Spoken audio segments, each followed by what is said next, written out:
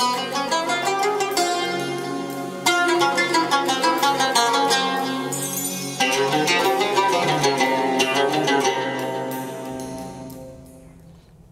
আলাইকুম ওয়া রাহমাতুল্লাহি ওয়া বারাকাতুহু। বিসমিল্লাহ, আলহামদুলিল্লাহ, ওয়াসসালাতু ওয়াসসালামু আলা রাসূলিল্লাহি ওয়া বা'দ। সুপ্রিয় দর্শক শ্রোতা, কাছে দূরে বিশ্বজুড়ে যে যেখান থেকে দেখছেন, আপনাদের প্রত্যেককে স্বাগত জানাচ্ছি নেক্সাস টেলিভিশনের নিয়মিত আয়োজন বেকম্যানস বিস্কিটস নিবেদিত সরাসরি প্রশ্নোত্তরমূলক অনুষ্ঠান ইসলামী জীবন বিধানে। আল্লাহ রাব্বুল আলামিন মানবজাতিকে সমাজবদ্ধ জীব হিসেবে তৈরি করেছেন। এ কারণে বলা হয় man is a social being. একটি সমাজকে আদর্শ সমাজে পরিণত করবার জন্যে অনেকগুলো টুলসের প্রয়োজন। তন্মধ্যে অন্যতম গুরুত্বপূর্ণ টুলস হিসেবে একটি সমাজকে আদর্শ সমাজ গঠনে ভূমিকা পালন করে আমাদের সম্মানিত ইমাম এবং খতিবগণ। সুপ্রিয় উপস্থিতি, সম্মানিত দর্শক এবং শ্রোতা, আমরা একটি আদর্শ সমাজ গঠনে ইমাম এবং খতিব কিভাবে ভূমিকা রাখে সে বিষয়ে জানবার জন্যে আমন্ত্রণ জানিয়েছি এমন একজন খতিবকে, যিনি দীর্ঘদিন যাবৎ খুতবার মাধ্যমে মসজিদের মিম্বর থেকে সমাজকে আলোকিত করবার জন্যে, সমাজকে পরিবর্তন করবার জন্যে এবং একটি সমাজকে রাসূল সাল্লাল্লাহু আলাইহি ওয়াসাল্লামের দেখানো সুন্নাহর অনুসরণে গঠন করবার জন্যে নিরন্তর কাজ করে যাচ্ছেন। চলুন আপনাদেরকে পরিচয় করিয়ে দিচ্ছি আমাদের আজকের আমন্ত্রিত অতিথি শেখ আলী হাসান তৈয়বের সাথে। শেখ, কেমন আছেন? আসসালামু আলাইকুম ওয়া রাহমাতুল্লাহি ওয়া বারাকাতুহু। আলহামদুলিল্লাহ, ভালো আছি। আপনি কেমন আছেন? আলহামদুলিল্লাহ, ভালো আছি। সুপ্রিয় দর্শক, আপনারাও আমাদের এই চমৎকার আয়োজনে সংযুক্ত হতে পারেন স্ক্রিনে প্রদর্শিত নাম্বারে ফোন করে, কিংবা Nexus Television Islamic Facebook page ও ইউটিউব চ্যানেলে আপনার জীবন ঘনিষ্ঠ যে কোনো প্রশ্নটি সেখানে রেখে আমাদের সাথে সম্পৃক্ত হতে পারেন। আমরা আমাদের আজকের আমন্ত্রিত অতিথির কাছ থেকে আপনার সেই প্রশ্নের জবাব জেনে নেওয়ার চেষ্টা করব ইনশাআল্লাহ। চলুন আমরা জেনে নেই সরাসরি আমাদের আজকের নির্ধারিত বিষয়ে শাইখের কাছ থেকে গুরুত্বপূর্ণ আলোচনা, অবশ্যই কোরআন এবং সুন্নাহর আলোকে। আমরা জানতে চাই একটি সমাজ ব্যবস্থা বা সোসাইটি বলতে আমরা আসলে কি বুঝব, এবং সেটিকে কখন একটি আদর্শ সমাজ আমরা বলবো, এবং এরপরে আমরা পরবর্তী প্রশ্নে আসবো যে কিভাবে বা কোন পদ্ধতিতে ইমাম এবং খতিব সেই সমাজটিকে আদর্শ করবার জন্য ভূমিকা রাখছেন। ধন্যবাদ। আহমাদুহু ওয়া নুসাল্লি আলা রাসূলিহিল কারীম।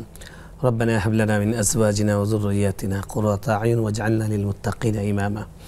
قال رسول الله صلى الله عليه وسلم الإمام ضامن والمؤذن مؤتمن। আজকের সুন্দর নাতিশীতোষ্ণ একটি দিনে এখানে হাজির হয়েছে, আল্লাহর শুকর আদায় করছি আলহামদুলিল্লাহ, এবং বিষয়টি খুবই চমৎকার এবং আমার পছন্দের একটি বিষয়।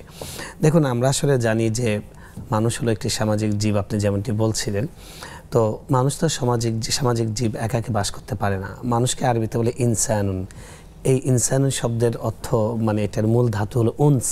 উনস মানে হলো যেটা সঙ্গ চায়, সঙ্গপ্রিয় একটা সত্তা বা একটা প্রাণী হলো মানুষ। সঙ্গ ছাড়া মানুষ বাঁচতে পারে না। একাকী একটা মানুষ যদি থাকে, সে পাগল হয়ে যাবে কিংবা সে ডিপ্রেশনে চলে যাবে, তার অনেক রকমের সমস্যা দেখা দেবে। তো এই যে সমাজবদ্ধ হয়ে আমরা বসবাস করি, সমাজের মধ্যে সবাই কিন্তু ভালো থাকে না, অনেক খারাপ থাকে। সমাজের মধ্যে প্রত্যেকটা মানুষেরই কিছু ভালো দিক থাকে, কিছু খারাপ দিক থাকে।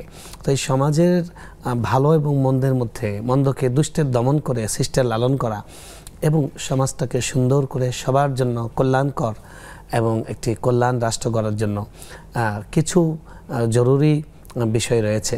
তার মধ্যে একটি হলো নৈতিক দিক। একটি দেখুন, একটা হলো যে আমাদের সমাজে বসবাস করার জন্য আমাদের বাসস্থান দরকার, আমাদের জীবিকার উপকরণ দরকার, আমাদের চিকিৎসা দরকার, আমাদের বস্ত্র দরকার, আমাদের যেগুলো মৌলিক প্রয়োজন আছে, এগুলো সমাজ সুস্থ থাকার জন্য, ঠিক থাকার জন্য, এটাকে কন্টিনিউ করার জন্য দরকার। ঠিক একইভাবে এই সমাজের স্থূল এই প্রয়োজন ছাড়াও তার কিছু নৈতিক প্রয়োজন আছে। একটি সমাজের মধ্যে আপনি দেখবেন অনেক দিক আছে নৈতিক, যেই নৈতিক দিকগুলোর ক্ষেত্রে মানে আমাদের রাষ্ট্রের সেই ব্যবস্থা খুব একটা নাই। আমাদের রাষ্ট্র যা ব্যবস্থাপনা, আধুনিক কল্যাণ রাষ্ট্রে, আধুনিক রাষ্ট্রে সব কিছু ব্যবস্থা, মানে সমাজের যারা সদস্য আছে তাদের শিক্ষা দেওয়া, তাদের স্বাস্থ্য দেওয়া, তাদের মানে বাসস্থানের ব্যবস্থা করা, এইসব নিরাপত্তা, অর্থাৎ মানুষের যে বাহ্যিক প্রয়োজন সেটার নিয়েই একটা রাষ্ট্র এবং সমাজের সমস্ত কলকবজা কাজ করে।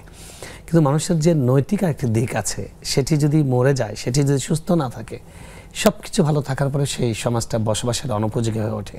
যেটা আমরা দেখতে পাচ্ছি যে এত বিপ্লব, এত পরিবর্তন, এত জীবন হানি এবং এত আত্মদানের পরে যে একটা নতুন একটা ব্যবস্থা আমরা পেয়েছি, এখানেও কিন্তু এখনও খুন খারাপি বন্ধ হয়নি। আজকে আমি এখানে আসার আগে দেখছিলাম যে আমাদের বগুড়াতেই কিছুক্ষণ আগের দৈনিক করতোয়ার একটা লাইভ দেখছিলাম যে স্ত্রীকে হত্যা করেছেন স্বামী, নাউজুবিল্লাহ মিন যালিক। এই যে এই ঘটনাগুলো ঘটছে, এটা সমাজের কিছু মানুষ, কিছু অংশ পুরোটাই অসুস্থ হয়ে গেছে। তো এই জন্য সমাজকে, এই যে আমরা সামাজিক জীব, এই সমাজকে সুস্থ রাখার জন্য এটাকে নৈতিকভাবে ভালো রাখা এবং সমাজের নৈতিকতা এটা ঠিক করা, এটার সুস্থ লালন করা এবং নৈতিকতার বিকাশ ঘটানো, এটা খুব জরুরি। আমাদের যদিও এখনকার শিক্ষা ব্যবস্থায় নৈতিক শিক্ষা একটি আছে নামে, কিন্তু যারা নৈতিক শিক্ষা দেন এবং যারা প্রণয়ন করেন তাদের মধ্যে নৈতিকতা কতটুকু আছে সেটা আমাদের চোখের সামনে। আমরা দেখি যে আমাদের যারা পাঠ্যপুস্তক প্রণয়ন করেন, আমি সবার প্রতি শ্রদ্ধা রেখেই বলছি যে তারা বিশেষ সম্প্রদায়ের কোনো সমস্যা হলে তখন তারা সমস্যা মনে করেন, অন্য সম্প্রদায়ের মানুষকে মেরে ফেলেও তাদের কোনো সমস্যা মনে করেন না, কারণ তারা ধর্ম লালন করেন আর তারা ধর্মকে পছন্দ করেন না।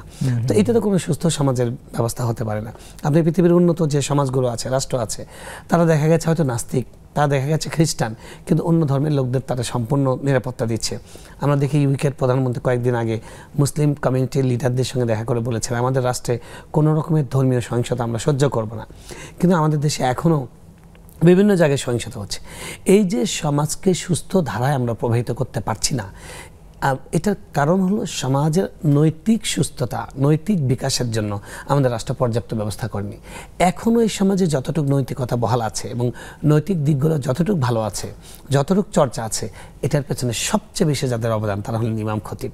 মসজিদের ইমামরা এই সমাজকে মানে এমন একটি সার্ভিস দেন, এমন একটি সেবা দেন যে সেবাটি আলোচিত হয় না। আপনি দেখবেন প্রত্যেক বছর আমাদের ফেব্রুয়ারি মাসে একটা পুরস্কার দেওয়া হয়, জাতীয় পদক, এবং আমাদের বিজয়ের মাস ডিসেম্বরে একটা পদক দেওয়া হয়, আমাদের স্বাধীনতা পদক দেওয়া হয় এবং আমাদের ভাষার পদক দেওয়া হয়। এই যে রাষ্ট্র প্রত্যেকবার পদক দিচ্ছে, আপনারা সেখানে দেখবেন বিভিন্ন সেক্টরের লোকজনকে দেওয়া হচ্ছে, কিন্তু এই সমাজের অসংখ্য ইমাম তারা এই সমাজকে এত নীরবে দিয়ে যাচ্ছেন যেটা হয়তো প্রচারও করছেন না। একজন ইমাম তিনি আপনি চিন্তা করেন, তারও পরিবার আছে, তারও ঈদ আছে, কিন্তু তিনি তার মসজিদের খতিব, তিনি ইমাম, সেদিন মানুষকে নিয়ে ঈদগাহে ঈদের নামাজ পড়বেন, এজন্য তিনি তার বাড়িতে যেতে পারেন না, তার পরিবারের সঙ্গে ঈদ বিসর্জন দেন। প্রত্যেকটা জুমার দিন এঙ্গেজ থাকে, জুমার দিন হলো ভাই বোনের বিয়ে, সমস্ত মানে সামাজিক অনুষ্ঠান জুমার দিন থাকে। খতিবরা কিন্তু এগুলোতে অংশগ্রহণ করতে পারেন না। তো এই যে স্যাক্রিফাইস তারা করছেন কেন? কারণ ইসলামী সমাজে, ইসলাম যেটা বলে একটা সমাজ ব্যবস্থার মূল কেন্দ্র হলো মসজিদ। মসজিদকে কেন্দ্র করে সমাজটা গড়ে উঠবে। মুসলিম কমিউনিটির প্রাণ হলো এটার সেন্টার এবং এটার হার্ট হলো যে মসজিদ, আর এই মসজিদের প্রাণভূমরা হলেন ইমাম। আল্লাহ রাসূল সাল্লাল্লাহু আলাইহি ওয়াসাল্লাম বলছেন আল ইমামু দামিনুন, ইমাম হলেন জিম্মাদার, দায়িত্বশীল।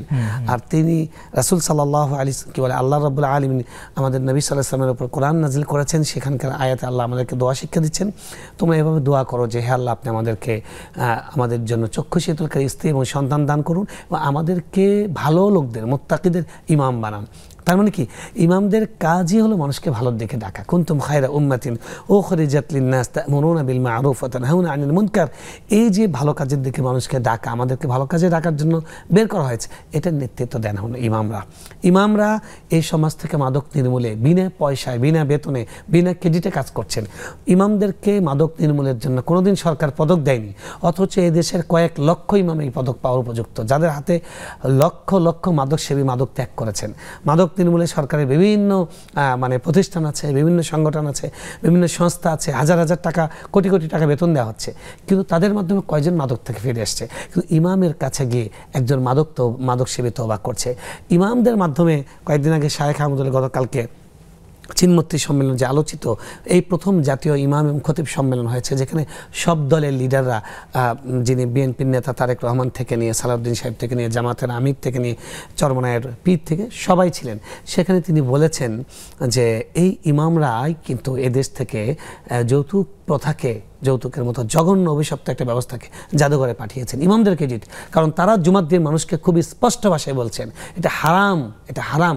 যৌতুক বাবদ যা মানুষ নেয় এবং খায় পুরাটাই সে হারাম ভক্ষণ করে। ইন্নামা ইয়াকুলুনা ফি বুতুনিহিম নারা, তারা পেটের মধ্যে খাদ্য নয় আগুন ঢুকাচ্ছে। এবং ইমামদের অবদান দেখুন, আপনি কিছুদিন আগে একটি ঘটনা খুব আলোড়ন তৈরি করেছিল। একজন বয়স্ক লোক, তিনি রেল বিভাগে গিয়ে তিনি তার কর্মজীবনে রেলের টিকিট ছাড়া যতবার ভ্রমণ করেছেন সেই টাকাটা ফেরত দিয়েছেন। দাড়িওয়ালা শ্বশ্রমণ্ডিত এক ভদ্রলোক। তাকে জিজ্ঞেস করা হয়েছে, এত বয়সে আপনি এটা কেন করলেন?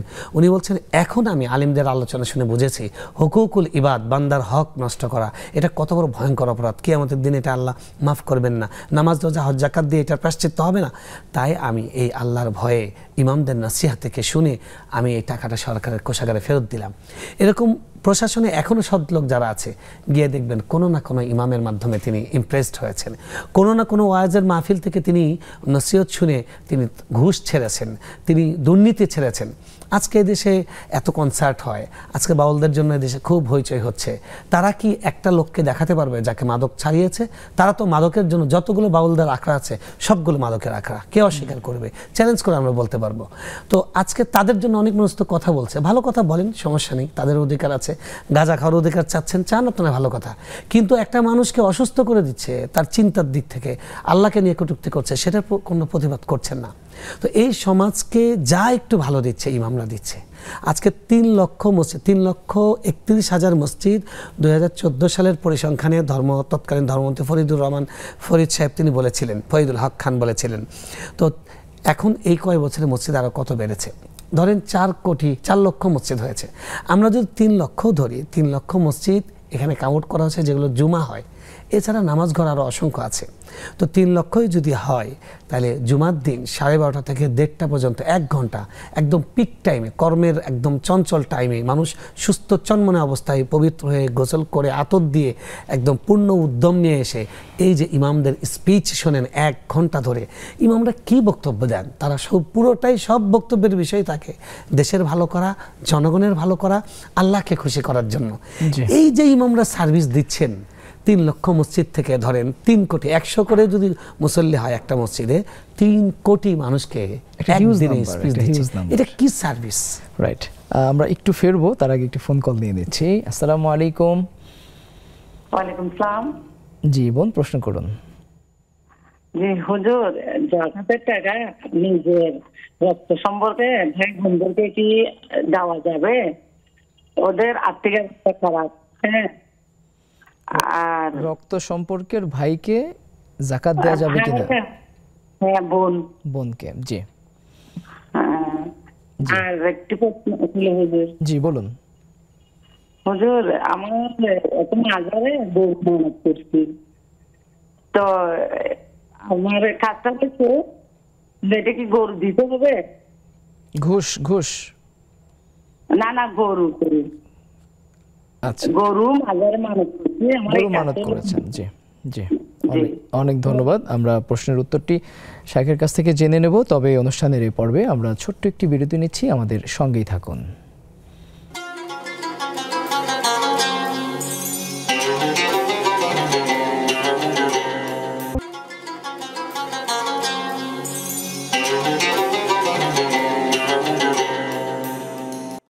আপনারা দেখছেন বেকম্যানস বিস্কিটস নিবেদিত ইসলামী জীবন বিধান। আপনাদের সঙ্গে আছি আমি মাহমুদুল হাসান হাশিমি, এবং আপনাদের জীবন ঘনিষ্ঠ প্রশ্নের উত্তর দেওয়ার জন্য আছেন শেখ আলী হাসান তৈয়ব। সুপ্রিয় দর্শক, আপনারা স্ক্রিনে প্রদর্শিত নাম্বারে ফোন করে আপনার জীবন ঘনিষ্ঠ যে কোনো প্রশ্ন রাখতে পারেন। নিশ্চয়ই আমাদের শেখ আপনাদের প্রশ্নের উত্তর দেওয়ার চেষ্টা করবেন। আমরা কথা বলছিলাম আদর্শ সমাজ গঠনে ইমাম এবং খতিবদের ভূমিকা। শেখ, আপনি দেখাচ্ছিলেন যে আমাদের প্রায় 3 লক্ষ মসজিদ, এবং সেখানে যদি 100 জন করেও মুসল্লি জুমায় নামাজ পড়ে, 3 কোটি মানুষ 1 ঘন্টা ধরে, আপনি এই সময়ে মনোযোগ দিয়ে 1 ঘন্টা মানুষ বক্তব্য কেউ শোনে না, 15 মিনিট মানুষ বক্তব্য শোনে না, মানুষ ওখানে মোবাইলে ঢুকে যায়। কিন্তু মসজিদে মানুষ একদম দু হাঁটু ভাঁজ করে একদম মনোযোগ সহ ফাস্তামিউ লাহু ওয়া আনসিতু, মনোযোগ সহ খুতবা শুনে। এই যে ইমামরা যা বলেন তারা বিশ্বাস করে সেটা ন্যায়, কারণ তারা কোরআন হাদিসের মাধ্যমে বলেন।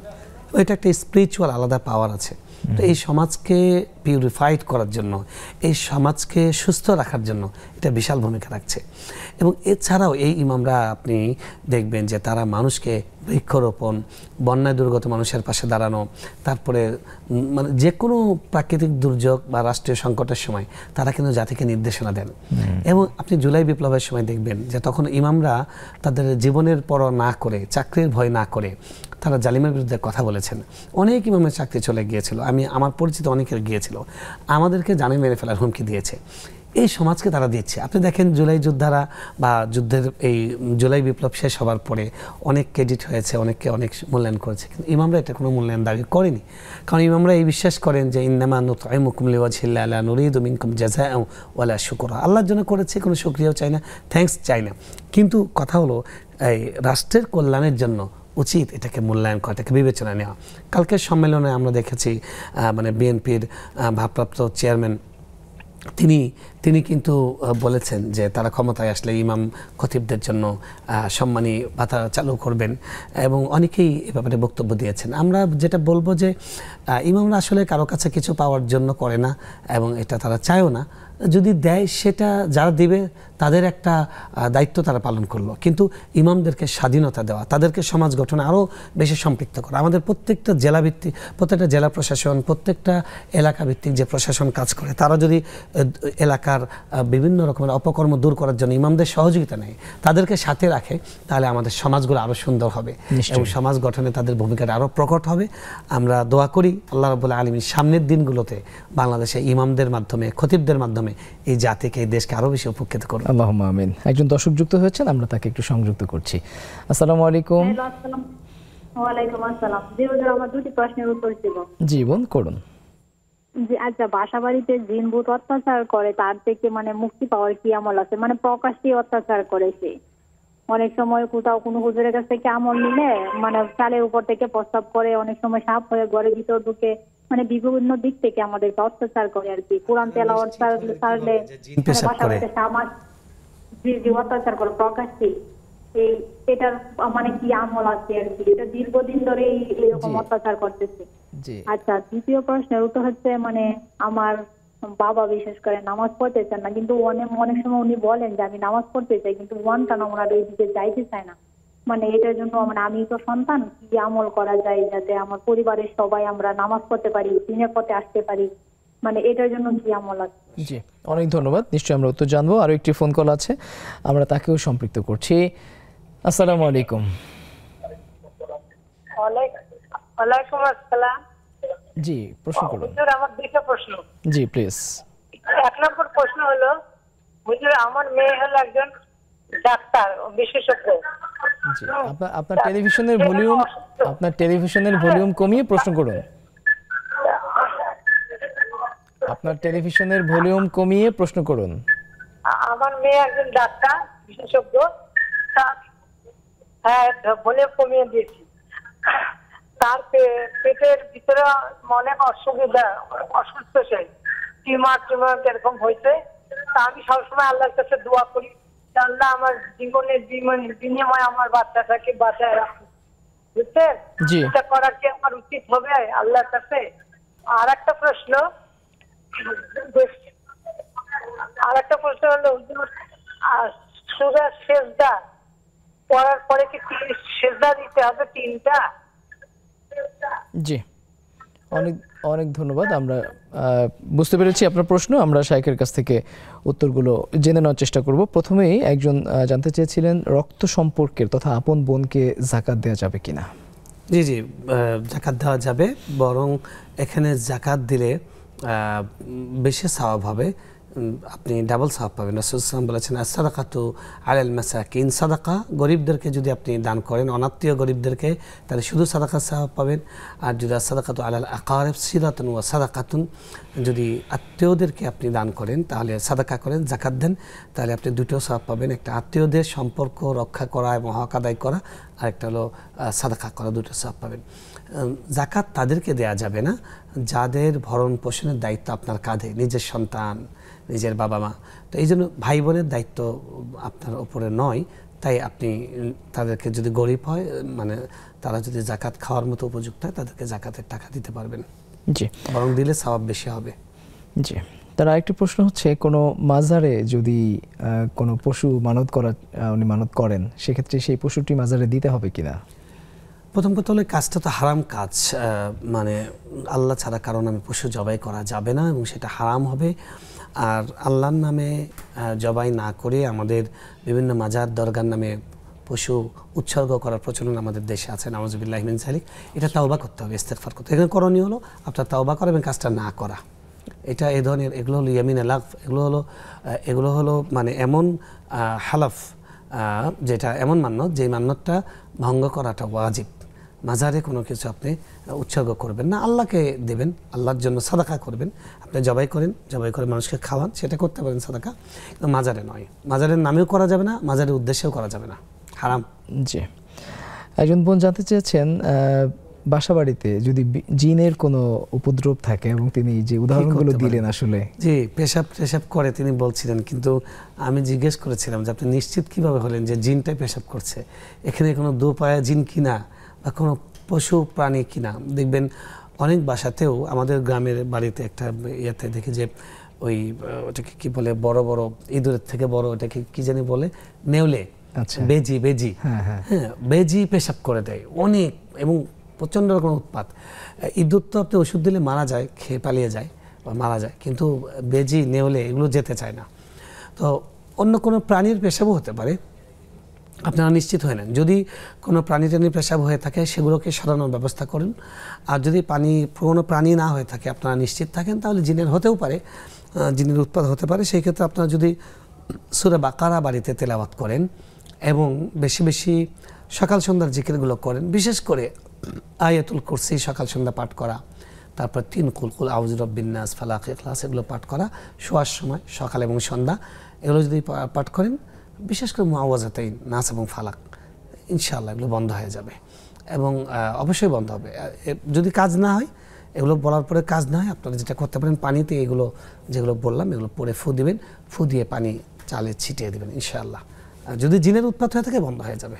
আর যদি বন্ধ না হয়, তাহলে বুঝবেন জিনের উৎপাত না, অন্য কিছু, সেটা দূর করার ব্যবস্থা করতে হবে তখন। জি, তারা একটু প্রশ্ন ছিল, তার বাবা নামাজ পড়তে চায় না, মাঝে মাঝে পড়ে, সেক্ষেত্রে তিনি কি করবেন সন্তান হিসেবে? আসলে এই ক্ষেত্রে প্রথম কথা হলো আপনি আল্লাহর কাছে দোয়া করেন, এটা প্রথম করণীয়। আল্লাহর কাছে খুব কান্নাকাটি করে দোয়া করবেন যে আল্লাহ, আপনি অন্তর পরিবর্তনকারী। আমার বাবা সালাত পড়ছে না, নামাজ ঠিক মতো পড়ছে না, উনি তো বুঝতে পারছেন না, উনি তো রোগী, যেটা কত বড় অপরাধ। একটা মানুষ যদি বেনামাজি হিসেবে মারা যায়, তার ঠিকানা হবে জাহান্নাম, নাউযুবিল্লাহি মিন। কারণ একজন মানুষ যে নামাজ পড়ে এবং নামাজ পড়ে না, রাসূল সাল্লাল্লাহু আলাইহি ওয়াসাল্লাম বলছেন, মুমিন আর মুমিন, মুসলমান আর অমুসলমানের মধ্যে পার্থক্য হলো নামাজ। নামাজ যে পড়ে না, এই লোক মুসলমান যে, এর কোনো গ্যারান্টি নেই, এর কোনো ওয়াদা নেই। তো এই জন্য আপনি আল্লাহর কাছে এটা খুব ব্যথাতুর হৃদয়ে দোয়া করবেন। আর 2 নম্বর হলো বাবাকে বোঝানোর চেষ্টা করা, খুব আদবের সাথে, ভালোবাসার সঙ্গে। এমন এমন সময় থাকে যখন বাবার সাথে সন্তানদের খুব ইমোশনাল টাইম হয়, খুবই ভালো একটা মানে টাইম স্পেন্ড করছেন, তো ওই সময় আপনি বলবেন যে আব্বা, আপনি যদি নামাজ পড়েন, বাবা আপনি যদি নামাজ পড়েন, এত ভালো লাগবে আমাদের, আপনি নামাজ পড়লে আপনাকে দেখে আমরা শিখবো, আবার বাড়িতে রহমত হবে, এরকম করে তাকে বোঝাবার চেষ্টা করা এবং উদ্বুদ্ধ করার চেষ্টা করা। জি, একজন বোন জানতে চেয়েছেন, তার মেয়ে ডাক্তার, তবে সে বেশ অসুস্থ। এই মুহূর্তে একজন মা হিসেবে তিনি যদি তার সন্তানের জন্য নিজের জীবনের বিনিময়ে আল্লাহর কাছে তার সন্তানের জীবন চান, সেটি আসলে বৈধ কিনা? না, এরকম দোয়া করার আমাদের প্রচলন আছে, মা বোনরা করেন, এরকম দোয়া করা মোটেও উচিত নয়। আপনি আপনার জীবনও আল্লাহর কাছে, আপনার মেয়ের জীবনও আল্লাহর কাছে। তো আল্লাহর কাছে আপনি সরাসরি মুক্তি চান, আল্লাহর কাছে সরাসরি সমাধান চান, কেন আপনার জীবনকে তার জন্য মানতে হবে? আপনি সাদাকা করেন, রাসূল শিখিয়েছেন সাদাকার কথা, যে তাদাও বিস সাদাকা, তোমরা সাদাকার মাধ্যমে চিকিৎসা করো। সাদাকা তো তুতফি গাদাবার রব ওয়া তাকি সু আল মিতা, মানে সাদাকা মানুষকে আল্লাহর রাগ প্রশমিত করে এবং অপমৃত্যু রোধ করে। তো আপনি সাদাকা করুন, জানের বদলে জান সাদাকা করুন, একটা ছাগল সাদকা করে দিন, এরকম করে দোয়া করা উচিত নয়। আর বাকি যেটা বললেন যে আপনার মেয়ে ডাক্তার এবং বিশেষজ্ঞ ডাক্তার, তার পেটে টিউমার হয়েছে, টিউমার তো খুবই সিম্পল রোগ, বিশেষজ্ঞ ডাক্তার সাহেবের মা হয়ে গেলো, আপনি কী বলছেন? এটা চিকিৎসা করবেন, যে কোনো অসুখ হলে সেটা চিকিৎসা আছে, চিকিৎসা করবে, এটা আল্লাহ রাসূল সাল্লাল্লাহু আলাইহি ওয়াসাল্লামের সুন্নাহ, এটা আল্লাহর আদেশ। আল্লাহ একই সঙ্গে রোগ দিয়েছেন, রোগের চিকিৎসা দিয়েছেন, আপনি রোগের চিকিৎসা করবেন। সুপ্রদর্শক, আপনারা শুনছিলেন বিগপ্যান্স বিস্কিটস এর নিবেদনে ইসলামী জীবন বিধান অনুষ্ঠানের পর্বে আমরা নিচ্ছি ছোট্ট একটি বিরতি, আমাদের সঙ্গেই থাকুন।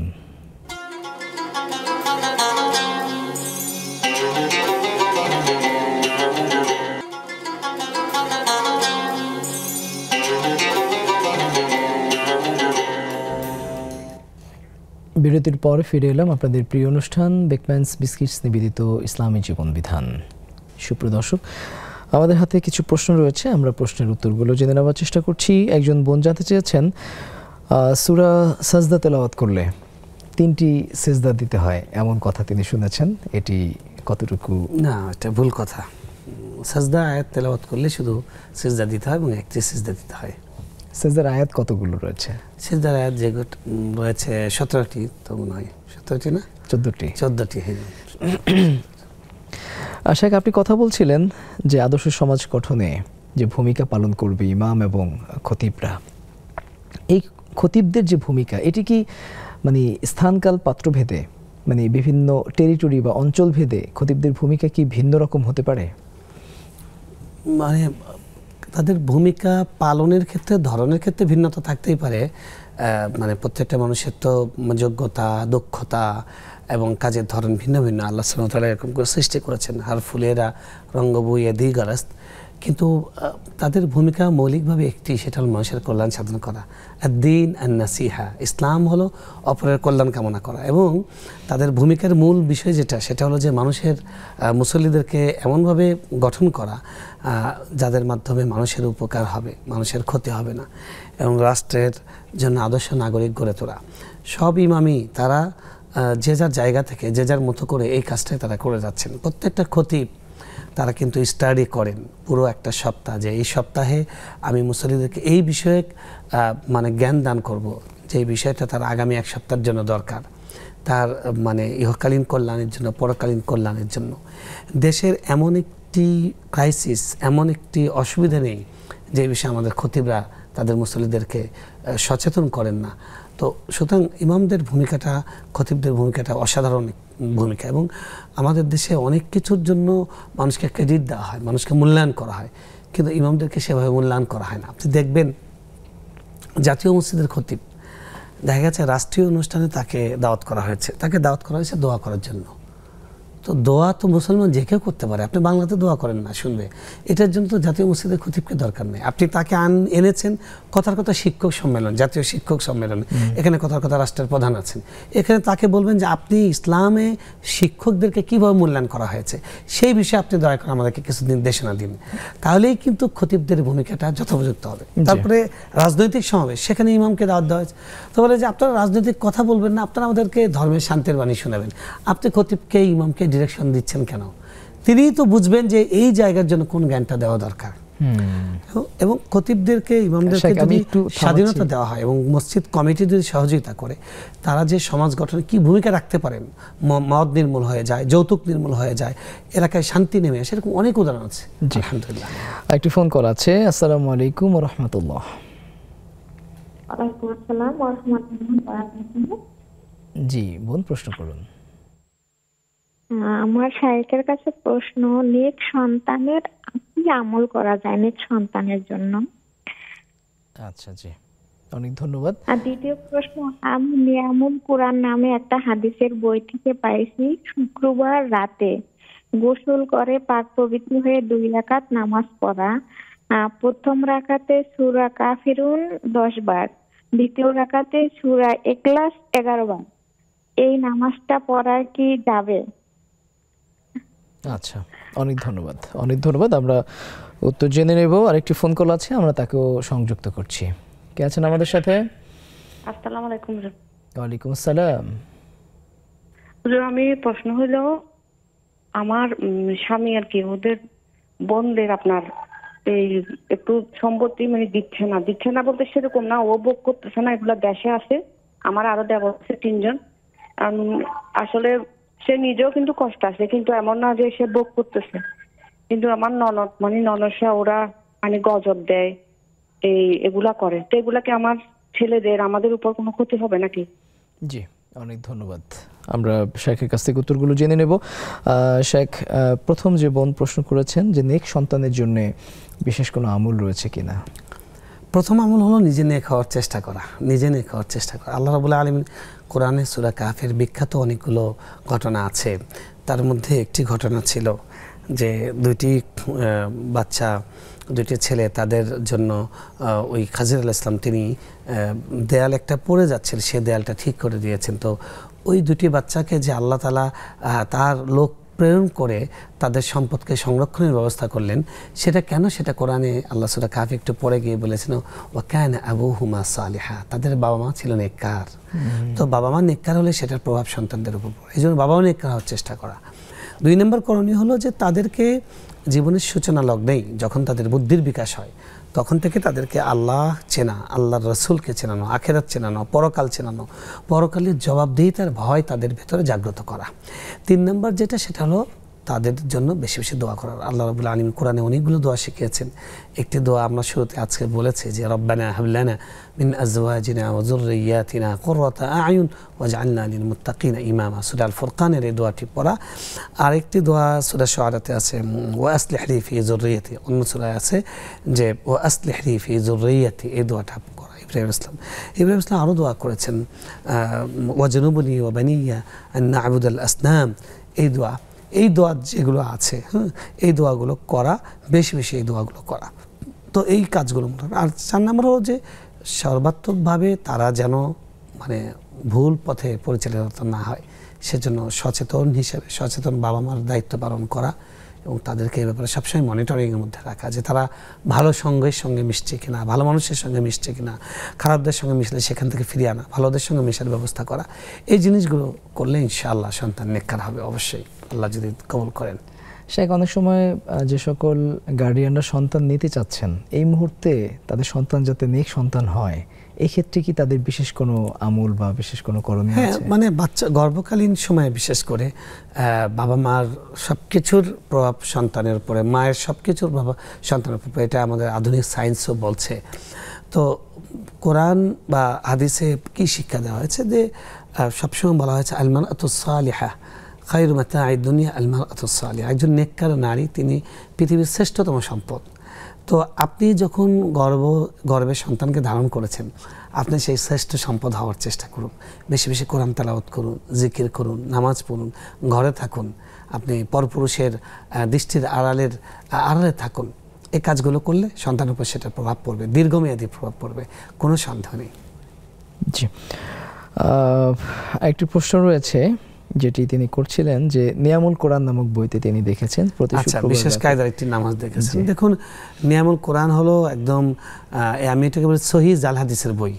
মানে এটা এমন একটা জাল হাদিসের বই যে ব্যাপারে কোনো সন্দেহ নেই। এই জন্য নিয়ামুল কোরআন বই পড়া যাবে না, বাসায় রাখা যাবে না, আবার কাউকে দিয়ে দেওয়া যাবে না, কারণ উনি আবার এই ভুল আমলগুলো শিখবেন। এটা আগুন দিয়ে পুড়তে হবে, এটাকে পুড়ে ছাইটা সুন্দর করে একটা ভালো জায়গায় ফেলে দিবেন। নিয়ামুল কোরআন পড়া যাবে না। এটা বানোয়াট হাদিস দিয়ে, মানে বাংলা ভাষায় 2টি বই, নিয়ামুল কোরআন আর একটা হলো আমালে নাজাত।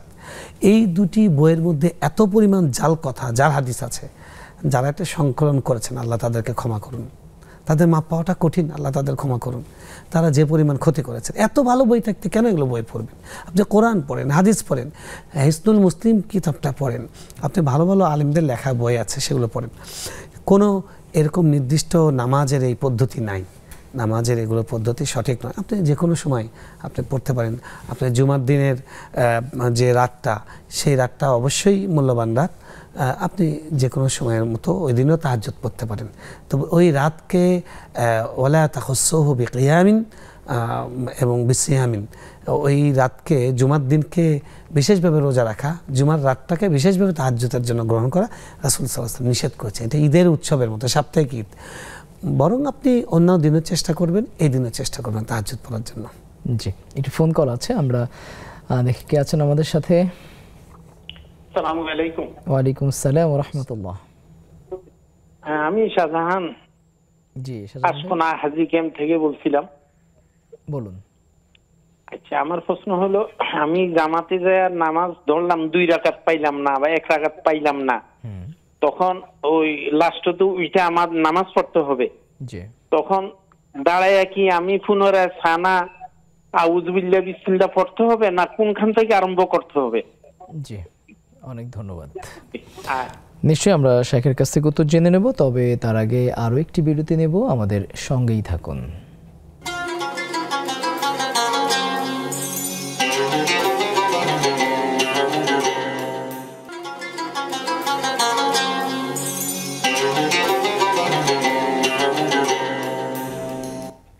আপনারা দেখছেন বিগম্যানস বিস্কিটস নিবেদিত ইসলামী জীবন বিধান। সুপ্রিয় দর্শক, নেক্সাস টেলিভিশন ইসলামিক ফেসবুক পেজে আমরা কিছু প্রশ্ন এখানে দেখতে পাচ্ছি। সেখানে আঞ্জুয়ারা বেগম নামে একজন বোন জানতে চেয়েছেন, হুজুর আসসালামু আলাইকুম, আমি 2টা প্রশ্ন করব, উত্তর দেবেন। আমরা ফেসবুকে যত প্রশ্ন করি উত্তর পাই না, এতে আমাদের মনে খুব একটা কষ্ট লাগে। এটা তার প্রথম কথা মেবি। এরপর তিনি জানতে চাচ্ছেন, আমরা যে জমি কন্ট্রাক্ট দেই এটা কি জায়েজ? কন্ট্রাক্ট না দিলে সময় মতো ফসল দেয় না, টাকাও দেয় না। আমার হাজবেন্ড নাই, ছেলে পড়াশোনা করে, তাদেরকে চাপ দেওয়ার মতো কোনো লোকও নাই, তাই আমি এখন এটা কি করব? এবং কন্ট্রাক্ট দিলে সেই টাকার উপর কি যাকাত দিতে হবে নাকি ধানের ওষুধ দিতে হবে? আচ্ছা, ভালো প্রশ্ন। যাই হোক, আজকে তো তাকে কানেক্ট করেছেন, নিশ্চয়ই আপনি প্রশ্ন করবেন এবং অনেক সময় হয়তো সুযোগের কারণে বা সময় স্বল্পতায় পেরে ওঠেন না অনেক সময়। তো যাই হোক, আসলে জমি তিনি কি ধরনের কন্ট্রাক্টটা করতে চান সেটা অবশ্য তিনি বলেননি। আমাদের দেশে অনেক রকমের প্রচলিত নিয়ম আছে, যার অধিকাংশই ইসলামের দৃষ্টিতে সেটা বৈধ নয়। আপনি যেটা করতে পারেন সেটা হলো, আপনার জমি আছে, শ্রম দেওয়ার মতো লোক নেই, আরেকজন শ্রম দেবেন, আপনি জমি দেবেন, এটাকে মুজারা বলা হয়, শরীয়তে বৈধ আছে। বলবেন যে তুমি চাষবাস করবে, সেখানে চুক্তি থাকবে যে যা ওখান থেকে উৎপাদন হবে, ধান আসবে, ফসল আসবে, সেটার এত% তোমার, এত% আমার। কথার কথা যে আমি জমির মালিক, আমার হলো 20% আর 80% তোমার। তো এরকম চুক্তি থাকবে। এরকম চুক্তি করে আপনার মানে জমি আর আরেকজনের শ্রম, এটা জায়েজ আছে। জি, এখানে আরেকটি প্রশ্ন রয়েছে, মহিমা সুলতানা করেছেন, অজুতে যদি সন্দেহ থাকে যে এটা ভালোভাবে ধৌত হয়েছে কিনা, যেমন পুরুষের দাড়ি বা হাতের কনুই, তাহলে কি 3 বারের বেশি ধৌত করা যাবে? সন্দেহটা যদি এরকম হয় যে প্রথম খুবই রেয়ার, তাহলে আরেকবার ধুয়ে নেবেন নিশ্চিত হবার জন্য। আর যদি এরকম হয় সন্দেহটা প্রায় হয়, তাহলে বুঝবেন এই সন্দেহকে গুরুত্ব দেওয়া যাবে না, এটা শয়তানের পক্ষ থেকে ওয়াসওয়াসা। এবং হাদিসে আসছে যে শয়তানের, ইবলিসের একটি বাহিনী আছে, বিশেষ ফোর্স, যারা নামাজের মধ্যে, মানুষের সালাতের মধ্যে ডিস্টার্ব করে, এবং তারা এটা অজু থেকে শুরু করে। বলবে যে অজুর অঙ্গ একটা শুকনো আছে, নাহলে হঠাৎ মনে হয় আরে কি বায়ু বের হয়ে গেল কিনা। তো রাসূল সাল্লাল্লাহু আলাইহি ওয়াসাল্লামকে সাহাবীরা প্রশ্ন করেছেন, আল্লাহ নবী সাল্লাল্লাহু আলাইহি ওয়াসাল্লাম বলেছে এটাকে গুরুত্ব না দেওয়ার জন্য। যদি এরকম প্রায় হয় তাহলে গুরুত্ব দিবেন না, ঠিক আছে আমার অজু ঠিক আছে। যদি এরপরে খটখটা মনের মধ্যে খচখচানি হয়, আপনি বলবেন যে আমার আল্লাহ অজু ছাড়াও নামাজ কবুল করতে পারেন, আজকে আল্লাহকে আমি অজু ছাড়াই নামাজ উপর দিলাম, তোর কোনো সমস্যা আছে? নফসকে এই কথা বলবেন, তাহলে দেখবেন নফস শয়তান বন্ধ হয়ে গেছে। আর এটা আসলে যদি এরকম হয়, হঠাৎ হয়েছে রে, তাহলে আরেকবার নিশ্চিত হবার জন্য করে দিবেন। জি, একটি ফোন কল আছে, আমরা সংযুক্ত করছি। কে আছেন আমাদের সাথে? আসসালামু আলাইকুম। ওয়ালাইকুম আসসালাম ওয়া রাহমাতুল্লাহ। হুজুর, আমি একটা বিষয় জানতে চাচ্ছিলাম। আমি চিটাগং থেকে বলছি। জি, 2 রাকাত নামাজে যখন আমরা আত্তাহিয়াতুর সহিত বসি, তখন আত্তাহিয়াতুর সহিত বসার পরে, আত্তাহিয়াতু পড়ার পরে ভুলবশত আমি হয়তো দোয়া মাসুরা পড়ে ফেললাম বা দুরূদ শরীফ পড়ে ফেললাম, পরবর্তী কি এটা কি আমাকে কি সহিহ সিজদা দিতে হবে? জি, অনেক ধন্যবাদ। আমরা উত্তরটা জেনে নেওয়ার চেষ্টা করব। একজন বোন তিনি জানতে চেয়েছিলেন যে তার স্বামী তার বোনদের সম্পদ দিচ্ছে না বাবার সম্পদ থেকে, ফলে তার বোনেরা সেটা তার সন্তানদের উপরে পতিত হবে কিনা? পড়তেই পারে। আপনি যেটা বলেছেন যে আপনার স্বামী ওরকম না, তিনি ভালো মানুষ, বাকি তিনি ব্যস্ত, এরকম কি জানি বললেন আপনি। দেখুন, এটা আমাদের দেশের একটা জঘন্য কালচার। সেটা হলো যে বাবা মা মারা যাওয়ার পরে যেখানে সম্পদটা তৎক্ষণাৎ বন্টন করা উচিত, সেখানে এটা গায়ে করে না। এটা দেখা গেছে যে দাদার সম্পদ এখনো ভাগ হয়নি, এগুলো অনেক বড় গর্হিত কাজ। ওনারা মারা যাওয়ার সঙ্গে সঙ্গে সম্পদ বন্টন করে নেওয়া উচিত। আর যেহেতু আপনার বোনরা অভিশাপ দিচ্ছেন, তার মানে আপনাদের বাবা মারা গেছেন এবং সম্পদটা বন্টন হওয়াটা তারা দাবি করছেন, এটা হচ্ছে দাবি করা ছাড়া আপনাদের বন্টন করে দেওয়া উচিত ছিল। আপনার স্বামীর জন্য অবশ্যই কর্তব্য হলো তাড়াতাড়ি করে সম্পদ ভাগ করে তাদের বোনদেরকে বুঝিয়ে দেওয়া। এবং তিনি যদি বুঝিয়ে দিতে বিলম্ব করেন, বোনরা যদি অভিশাপ দেয়, এই অভিশাপটা তিনি পাওয়ার উপযুক্ত, এবং অভিশাপ লাগতে পারে, আপনাকেও লাগতে পারে, সন্তানকেও লাগতে পারে। আপনারা তাড়াতাড়ি অভিশাপ থেকে বাঁচার জন্য সম্পদ বন্টন করে দেন, কারণ আপনারা গর্হিত কাজ করছেন, অন্যায় কাজ করছেন। বোনরা বঞ্চনার শিকার হচ্ছে, আপনারা তাদের উপর জুলুম করছেন। তো তারা মজলুম যদি বদদোয়া দেয় তাহলে কিন্তু লেগে যাবে। একজন ভাই জানতে চেয়েছেন যে তিনি যদি কখনো সালাতে মাসবুক হন, সেক্ষেত্রে তাকে নতুন করে সানা এবং সানা তারপরে আউযুবিল্লাহি বিসমিল্লাহ পড়তে হবে কিনা? হ্যাঁ, যখন আপনি দাঁড়াবেন ইমাম সালাম ফেরানোর পরে আমরা মুসবুক হিসেবে যে দাঁড়িয়ে যাই, তখন ওই দাঁড়িয়ে যাওয়াটা যেন বা এটা নতুন নামাজ, তাই ওখানে আমরা সানা পড়ব প্রথমে, তারপরে আউযুবিল্লাহি বিসমিল্লাহ পড়ে তারপরে ফাতিহা পড়ে শুরু করব এবং সূরার সঙ্গে সূরা মিলাবো। জি, সর্বশেষ যে ভাইটি প্রশ্ন করলেন যে 4 রাকাত বা 3 রাকাত বিশিষ্ট সালাতের দ্বিতীয় রাকাতে তাশাহুদের পরে তিনি যদি দোয়া অথবা দরুদ পড়ে ফেলেন, সেক্ষেত্রে ভুলে যদি পড়ে ফেলেন, মনে হয় মাত্র আপনি উঠে গেছেন, সমস্যা নেই, এটার জন্য সাজদায় সাহু দিতে হবে না। জি, শেখ আমরা যে বিষয়ে কথা বলছিলাম আজ, যে ইমাম এবং খতিবদের ভূমিকা। জি, বাকি আমরা কিছু প্রস্তাবনাও দিতে চাই। যেমন ধরুন, সরকারের কিন্তু বিভিন্ন ডিপার্টমেন্ট আছে, শিল্পকলা একাডেমি আছে, তারপরে বিভিন্ন প্রতিষ্ঠান আছে যেটার মাধ্যমে পেশাজীবীদেরকে নানান রকমের ট্রেনিং সরকার দিয়ে থাকে। সরকার কিন্তু আমাদের ইমামদেরকে প্রশিক্ষণ দিতে পারেন। আমাদের ইমামদের জন্য সরকার উদ্যোগ নিয়ে প্রত্যেকটা খতিবের জন্য প্রত্যেকটা মসজিদে মিনি লাইব্রেরি করে দিতে পারেন, যে খতিবরা ওখান থেকে বই নিয়ে পড়বেন, তারা আরও জ্ঞান বিজ্ঞানে তারা আরও আপডেট হবেন এবং হয়ে মানুষকে সচেতন করবেন। ইমামরা যত সচেতন হবেন, তারা যত স্বাবলম্বী হবেন, তারা যত স্মার্ট হবেন, তাদের মাধ্যমে সমাজ তত বেশি এগিয়ে যাবে। তো তাদেরকে সেটা করার জন্য সহযোগিতা করা ইমামদের দায়িত্ব। আর আমাদের মসজিদগুলো তো সবই জনগণের টাকায় পরিচালিত হয়, যেখানে জনগণের পক্ষ থেকে একটা কমিটি থাকে।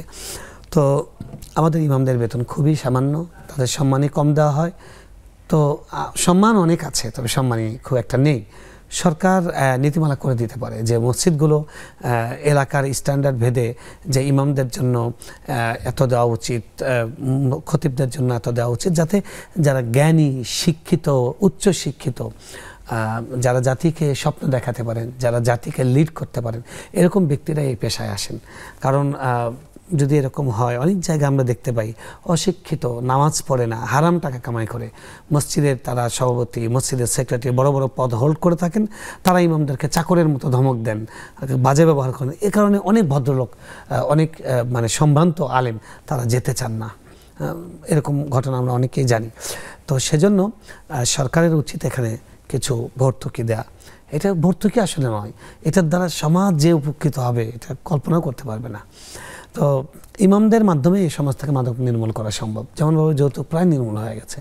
ইমামদের মাধ্যমে আরও অনেক অপরাধের সমাজ থেকে একদম মানে জাদুঘরে পাঠানো সম্ভব। তো ইমামদেরকে সেই ট্রেনিং দেওয়া উচিত, ইমামদেরকে সেই সাপোর্ট দেওয়া উচিত এবং ইমামদেরকে বিভিন্ন জায়গায় ইমামদেরকে কোনো কারণ ছাড়া, হেতু ছাড়া, দেখা গেছে যে সরকার দলীয় মসজিদের সভাপতি, সরকার দলীয় লোক সরকারের একটা অন্যায় কাজের প্রতিবাদ করেছে, আসর নামাজের সময় বলছে আপনি নাই। এই ধরনের অনাচারগুলো যেন বন্ধ হয়, এই জন্য সরকারের নীতিমালা থাকা উচিত। যেমন সাংবাদিকদের জন্য নীতিমালা আছে, বিভিন্ন শ্রমিকদের জন্য নীতিমালা আছে, এরকম ইমাম খতিবদের জন্য নীতিমালা সরকারের রাখা উচিত। আর প্রত্যেকটা মসজিদকে কার্যকর করার জন্য সরকারের পক্ষ থেকে সাপোর্ট করা উচিত। লাইব্রেরি থাকা, পানির ব্যবস্থা থাকা এবং প্রত্যেকটা মসজিদে যেন মক্তব থাকে, যেখান থেকে বাচ্চাদেরকে মৌলিক ইসলামী শিক্ষা দেওয়া হবে। যত মানুষ, শিশুদের মধ্যে যত আল্লাহর ভয় তৈরি হবে, এই সমাজে তত সৎ মানুষ তৈরি হবে এবং সেই সৎ মানুষটা যখন আমাদের প্রশাসন চালাবে, তারা সচিবালয়ে যাবে, তখন তাদের মাধ্যমে দুর্নীতিমুক্ত বাংলাদেশ গড়া সম্ভব হবে। সবাই এই বিষয়ে একমত, আস্তিক নাস্তিক, ইসলাম বিদ্বেষী, ইসলামের পক্ষের সকলেই এই বিষয়ে একমত যে আমাদের সবচেয়ে বড় সমস্যা হলো দুর্নীতি। তো দুর্নীতি যদি দমন করতে হয়, দুর্নীতি যদি নির্মূল করতে হয়, তাহলে মানুষকে আল্লাহর ভয় জাগ্রত করা দরকার। আর আল্লাহর ভয় জাগ্রত করার জন্য ইমামদের ভূমিকা সবচেয়ে বেশি। ইমামদেরকে আমাদের বাংলাদেশের অনেক ইমাম আছেন যারা মধ্যপ্রাচ্যের বিভিন্ন ধনী দেশে ইমামতি করছেন, তারা আমাদের দেশের জন্য কিন্তু অনেক রেমিটেন্স পাঠাচ্ছেন।